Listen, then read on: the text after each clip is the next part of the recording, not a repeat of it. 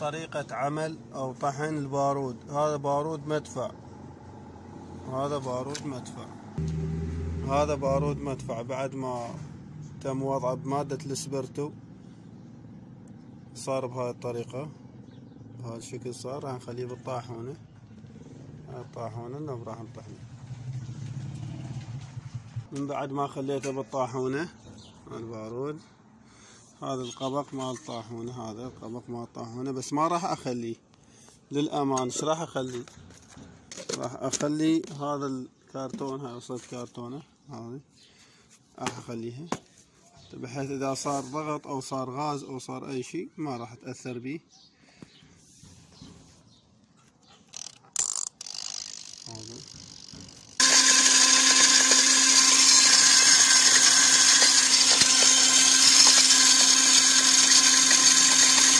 بعد ما اكتمل الطحن صار بهاي الطريقة، هاي صار بهاي النوعية، هاي المرحلة مالته.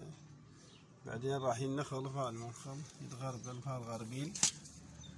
اعتيادي راح تطلع بيه شوائب، هاي الشوائب راح تطلع، هاي ما هي صالحة، ما تصلح للرمي، يطلع بارود نظيف. هذا بارود صالح للعمل، هذا جاهز هسه للشعل، منخول كامل. هذه كمية البارود اللي انتجتها اليوم، انتاج اليوم هذا. راح اخليه بالشمس لحين ما تخرج منه او تطلع منه هاي المادة، مادة الاسبرتو، وينشف من عدها ويصير جاهز للرمي.